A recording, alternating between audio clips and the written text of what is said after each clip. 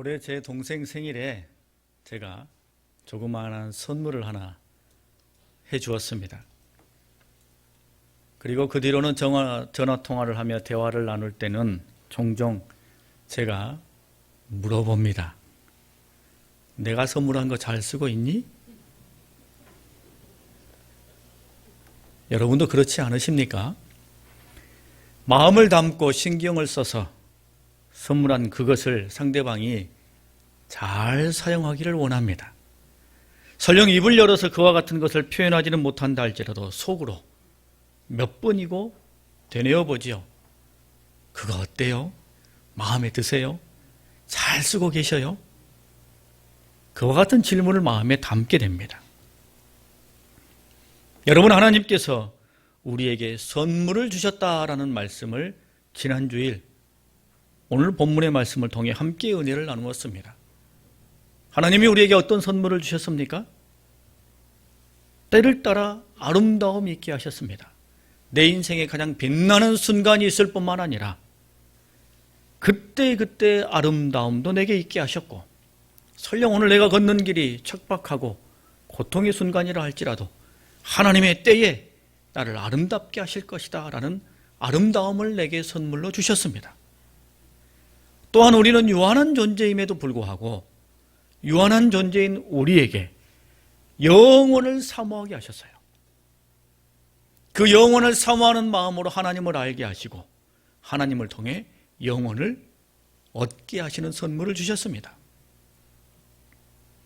이 세상을 살아가는 것이 어찌 보면 하나님이 우리에게 내리신 형벌이요 징벌이지만 오히려 땀 흘리고 수고하는 것 속에 즐거움을 느끼게 하시는 이 즐거움을 하나님이 우리에게 선물로 주셨습니다. 지난 한 주간 이 선물들을 여러분 곱씹으면서 한 주간을 살으셨으리라 생각합니다. 삶은 어렵고 팍팍하지만 그러나 하나님이 내게 가장 아름답게 하시는 선물을 주시고 영혼을 사모함으로 오늘을 인내할 수 있고 힘을 내게 하시는 능력을 주시고 고통스럽고 힘들면서 이 어려운 세상 그렇게 살지 아니하고 오히려 일하며 먹으며 그 속에서 즐거움을 누리게 하는 그런 은혜를 누리셨을 것입니다. 이런 특권과 같은 선물이 우리에게 주어졌으니 감격이요 놀라우며 하나님께는 영광입니다. 그런데 종종 이런 선물이 하나님께로부터 주어졌음에도 불구하고 어리석은 사람들은 원래 자기 것인 양 혹은 나만 가지고 있는 것인 양 기고만장해서 하늘 높은 줄 모르고 교만하고 오만함 가운데 빠질 때가 있습니다. 스스로 자기의 바벨탑을 세우고 그 바벨탑을 중심으로 절대 흩어지지 않으려고 합니다.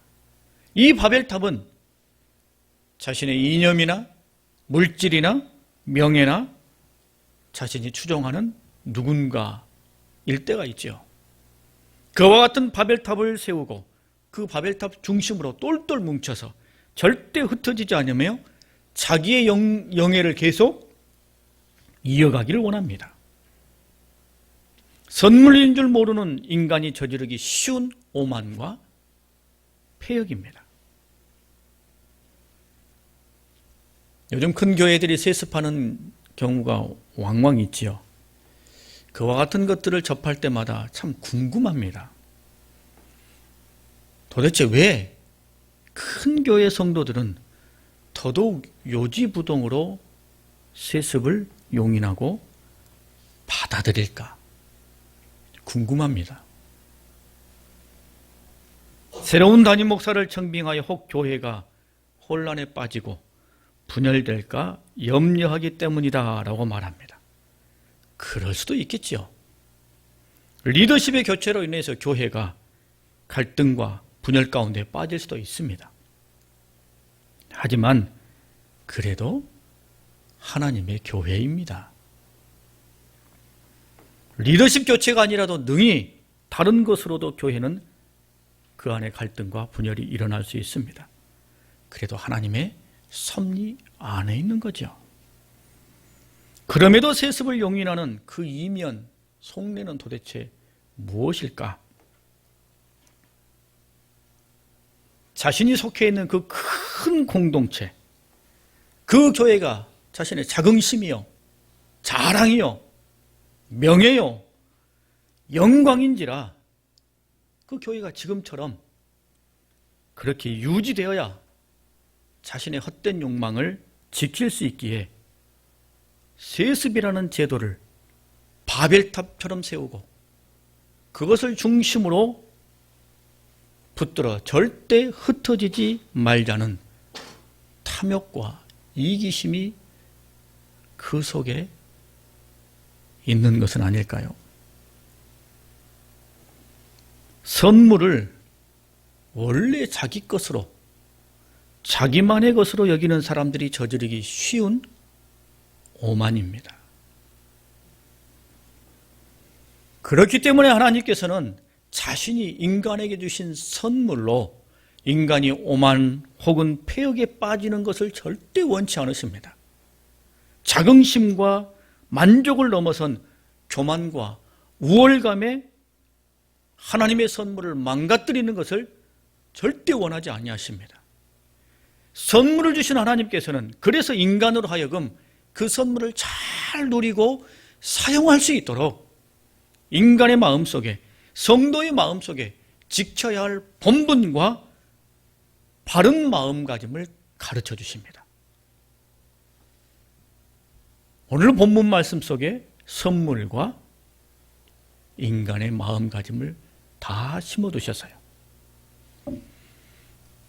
하나님께 엄청난 선물을 받은 우리가 그 선물을 제대로 누리고 꽃피우기 위해서 꼭 필요한 성도의 마음가짐은 무엇일까요? 첫 번째는 일의 시종은 하나님의 것이다 라는 것을 기억하는 것입니다. 11절 말씀입니다. 그러나 하나님이 하시는 일의 시종을 사람으로 측량할 수 없게 하셨도다 라고 말씀하십니다. 아름다움도 주시고 영혼을 알게 하시는 것도 주시고 삶에서 즐거움도 알게 하시고 이와 같은 선물을 하나님이 우리에게 주셨습니다. 그러니 우리가 얼마나 대단한 피조물입니까? 우리를 생각하면 참 놀랍습니다. 광대한 우주를 말하기도 하고요, 눈에 보이지 않는 극리시 세계를 이야기하기도 합니다. 엄청난 문화와 역사와 예술을 쌓아 올리지요. 피라미드를 세우고 만리장성을 쌓고 한글을 만들어내고 하늘을 날고 물속을 다니고 우주를 여행하고 화려한 예술품과 높은 빌딩, 사상과 사유의 체계는 매우 깊고 심오합니다. 참으로 놀랍고 위대함은 끝이 없을 것 같습니다. 그래서 하나님께서는 인간에게 일의 시종을 측량할 수 없게 하셨습니다. 하나님이 친히 이끌어 가시고 섭리해 가시는 모든 일의 시작과 끝, 그 동기와 과정과 결과를 다 알 수는 없게 하셨어요. 지금 코로나19가 전 세계 화두 아닙니까? 이와 같은 것에 대한 백신과 치료제를 개발하기 위해서 수많은 나라들과 제약회사들이 뛰어들었습니다. 3상을 시작한 데도 있고요, 2상의 과정에 있는 데도 있습니다. 그러나 어느 누구도 이 3상을 부작용 없이 통과할 수 있으리라 장담할 수는 없습니다. 최종 단계에서 어떤 이유로 인해 완전히 폐기될는지도 알 수 없기 때문이죠. 여러분, 하나님께서는 우리로 하여금 어느 정도의 일은 예측할 수 있게 하셨으나 그 일의 시종을 정확하게 알 수 있기는 하지 않으셨어요. 그래서 예수 청년이 종종 말한 것, 우리도 사용하는 문장, 진인사 대천명이라는 말이 있는 것이죠. 사람으로서 하는 일의 노력은 다 하고 그 다음에는 하늘의 뜻을 기다린다. 인간의 위대함 뒤에 숨겨져 있는 인간의 무력함, 이 동전의 양면과 같은 것을 인정하는 것입니다. 여러분, 그래서 우리는 늘 되뇌어야 됩니다. 조금은 알지만 정확히는 알지 못한다. 나는 조금은 알지만 정확히는 알지 못한다. 이것을 늘 기억해야 됩니다. 하나님께서 다 알게 하시지는 않았다는 것을 교묘하게 인정하고 받아들여야 돼요. 사실 우리 다 그런 생각 가지고 있죠. 우리는 다 알지도 정확히도 알지 못하는 것을 압니다. 하지만 실제 생활에서는 우리가 다 아는 것처럼 말하고 다 아는 것처럼 행동할 때가 있습니다. 생각해 보십시오. 다른 사람과 대화할 때 내가 경험했던 것, 내가 공부했던 것, 내가 들었던 것에 대해서는 어떻게 말씀하십니까? 어떻게 생각하고 어떻게 판단하십니까? 혹 다 아는 것처럼 말하고 다 아는 것처럼 생각하고 판단하지는 않으십니까? 그럴 때 우리는 교만에 빠지기 쉽고 오만함에 휩쓸리기가 쉽습니다. 아예 모르는 것에 대해서는 입을 다물고 있지만 내가 조금이라도 아는 것이 나오면 그때부터는 목소리가 커지고 호흡이 빨라지고 내 안에 있던 오만함이 비집고 나오려고 합니다. 며칠 전에 후배 목사들과 함께 교제하는 자리가 있었습니다. 후배들은 담임 목회를 시작한 지 이제 1년에서 2년 정도, 그리고 이제 막 담임을 나간 후배도 있었습니다. 여럿이 모였습니다. 후배 목사 목양실에 앉아가지고 차를 마시면서 이야기를 나누는데 이 후배 목사 목양실에 있는 스피커에 관한 이야기가 있었어요. 음질이 좋은, 음악용으로 너무나 좋은, 저는 한 번도 그때까지만 해도 그런 브랜드가 있는지도 몰랐던 그런 브랜드의 스피커였어요. 그걸 가지고 후배들이 막 이야기를 하더라고요. 그러면서 여러 가지 음악을 틀어줬어요. 제가 그거를 들으면서 구경만 할 뿐이었습니다. 왜냐하면 아는 게 전혀 없으니까. 그래서 음악을 그렇구나 하고 이렇게 들었습니다. 그러다가 이제 목회 이야기가 나왔어요. 어떻게 됐을까요? 제가 갑자기 목소리가 커졌습니다. 그리고 마치 다 안다는 식으로 단정적으로 이야기하였습니다. 후배들이니 선배의 이야기에 귀를 기울이고 들어주는 것 같기에 더 신나게 이야기를 했습니다. 그런데 금방 부끄러워졌어요. 그도 그럴 것이 제 담임 목회 경험이 일천할 뿐만 아니라 각각 목회의 현장이 다르고 상황도 다르고 내용도 다른데 다 아는 것처럼 단정적으로 말하고 가르쳐 주었으니 얼마나 부끄럽던지요. 그 후배들과 앉아있는 내내 얼굴이 화끈거리고 마음이 불편했습니다. 제 자신이 참 어리석게 느껴졌어요. 여러분은 어떻습니까? 혹 저와 같지는 않으십니까? 우리는 다 알지 못합니다. 다 알 수 없습니다. 하나님께서 그렇게 해놓으셨어요. 그러니 여러분, 우리는 다 아는 척 교만하고 오만해서는 안 될 것입니다. 교만과 오만을 부려서는 안 돼요. 하나님은 우리에게 선물을 주셨잖아요. 그 선물 우리가 잘 누리기 위해서는 내가 이 세상을 다 안다, 일의 시종을 다 안다, 일의 결과를 다 안다 라는 마음을 내려놓아야 하나님이 내게 주신 선물을 잘 누릴 수 있게 되는 것입니다. 하나님은 우리로 하여금 일의 시종을 측량할 수 없게 하셨죠. 그렇기 때문에 나 자신에 대해서도 운명론적으로 단정지어서는 안 됩니다. 말씀드린 것처럼 우리가 예측은 할 수 있어요. 그러나 단정할 수는 없습니다. 일의 시작과 끝 하나님의 섭리 안에 있는 거죠. 콩 심은 데 콩 나고 팥 심은 데 팥 난다라고 말하지요. 이건 예측입니다. 그리고 그렇게 되겠죠. 하지만 흉작이 될지 풍년이 될지 어떤 상태의 콩을 얻게 될지, 콩을 심었다고 나는 콩이라고 심었는데 진짜 콩을 얻게 될지, 그거는 우리가 모르는 거예요. 그거는 하나님의 섭리 안에 있다는 것입니다. 이 일의 끝이 어떻게 될지는 지금의 상황으로는 단정 지을 수 없다는 겁니다. 그럼에도 불구하고 여러분, 우리는 우리 자신에 대해서 단정적으로 말할 때가 있어요. 운명론적으로 말할 때가 있습니다.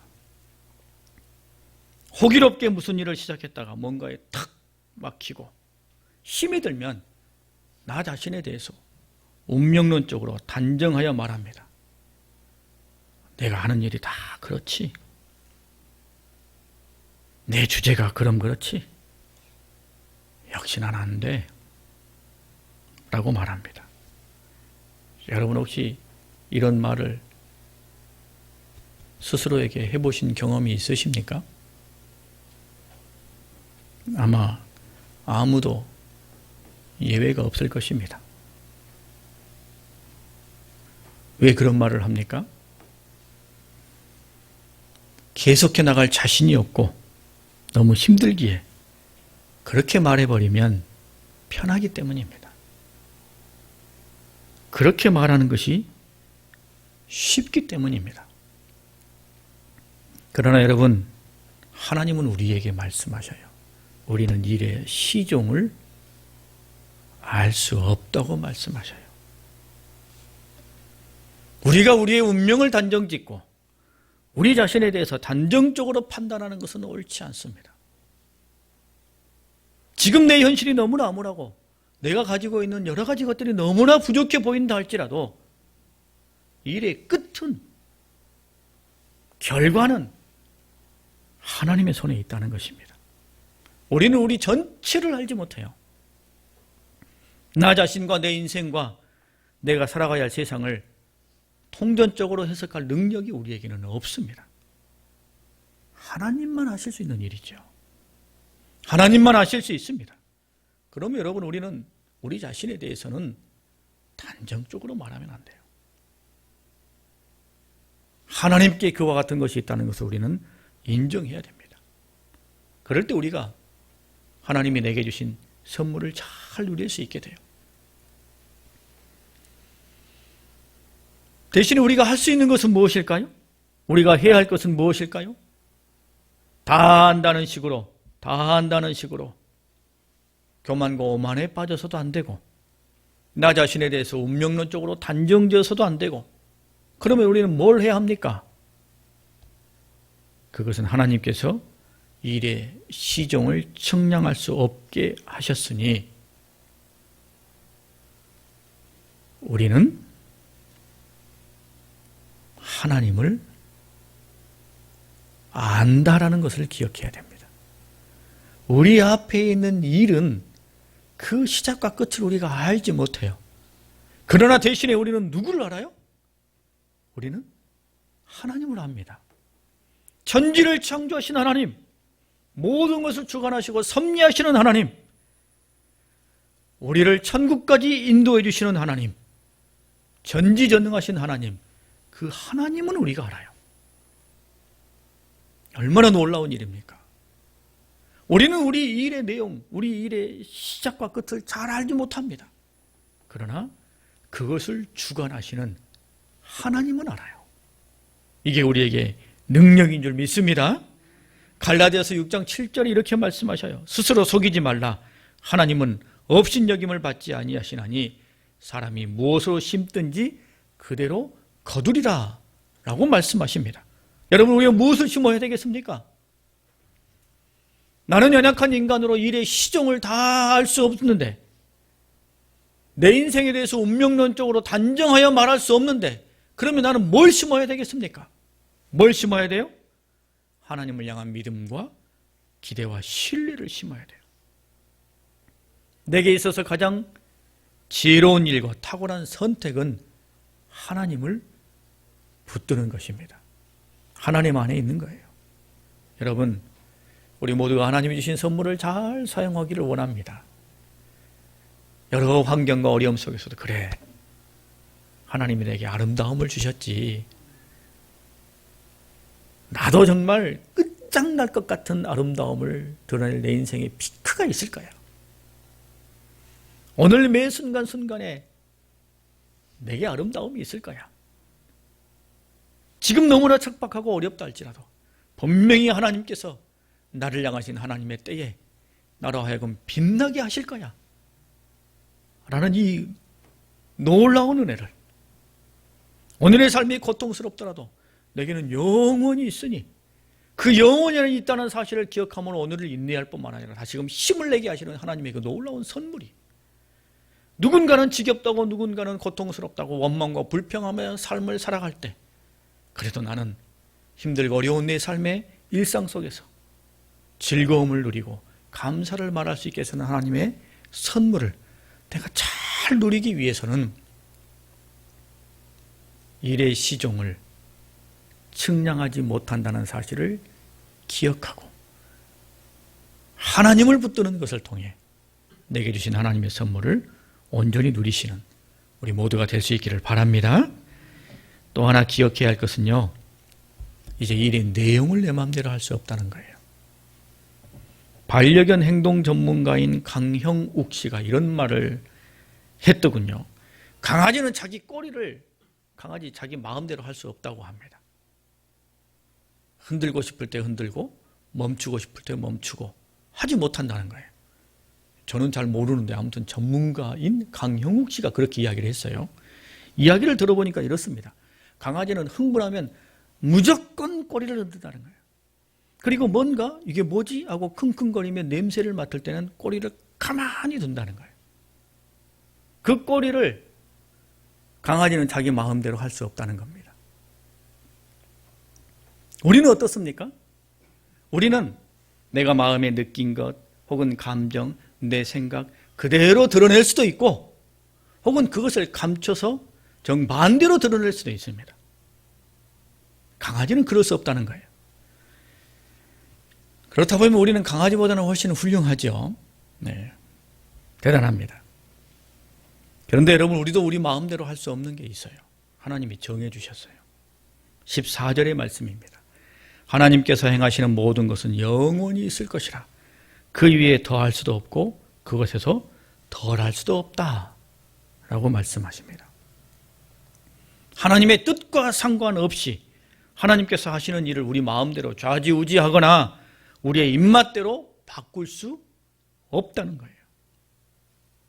내 욕심대로, 내 만족대로, 내 생각대로 하나님의 일, 하나님께서 행하시는 일의 내용을 바꾸려고 온갖 방법을 동원하여 노력하지요. 내 입맛에 맞게, 내 생각에 맞게, 내 욕심에 채워지게. 그러다 보니 억지를 부리고 죄를 짓고 악을 행하게 됩니다. 더 불법을 행하게 되죠. 분명 신앙인인데 점점 향기를 잃어버리고 꺼져가는 등불이 됩니다. 우리는 바꿀 수 없어요. 일의 내용을.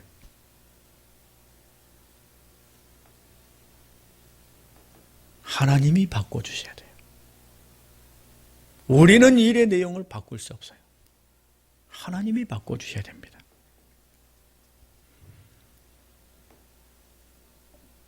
가장 손쉬운 방법은, 가장 온당한 방법은 하나님께서 일의 내용을 바꿔주시도록 하는 거예요. 여러분 한번 생각해 보십시오. 우리의 삶을 살아오면서 정말로 안 될 것 같은 어떤 일들, 이미 다 끝나버린 것 같은 어떤 일들, 그런 일들이 바꿔지는 것을 경험한 적이 있지 않으십니까? 어떤 것이 마치 운명처럼 다 정해져 버렸는데 놀랍도록 역전된 것을 여러분 경험한 적이 있지 않으십니까? 안 될 것 같았는데 그 일이 되는 것을 경험한 적이 있지 않으십니까? 어떻게 그게 가능했습니까? 여러분이 그 내용을 바꾸셨습니까? 우리가 그 내용을 바꿀 수 있었습니까? 아니었어요. 하나님께서 그것을 바꿔주셨기 때문입니다. 여러분, 내가 바꾸려고 하면 끝장납니다. 내가 바꾸려고 하면 상처투성이에요. 하나님이 그것을 바꿔주셔야 돼요. 하나님이 그것을 바꾸실 수 있도록 우리는 하나님을 붙들고 나아가야 됩니다. 그래서 14절 뒷부분에 이렇게 말씀하십니다. 하나님이 이같이 행하심은 사람들이 그의 앞에서 경외하게 하려 하심이라 라고 말씀하셔요. 여러분, 우리가 하나님을 신뢰하며 하나님께 나아가면 하나님께서는 친히 바꾸어 주십니다. 하나님은 바꾸실 수 있는 분이에요. 그래서 우리는 그 하나님을 신뢰하며 의지하며 나아가는 것이죠. 여러분, 선물을 잘못 사용하면 그 선물은 우리에게 선물이 되지 아니하고 오히려 가시가 되고 맙니다. 그러나 하나님이 우리에게 주신 선물을 우리가 잘 활용하면 우리는 이 세상에 살아가면서도 천국을 맛보며 살아갈 수 있게 되는 거예요.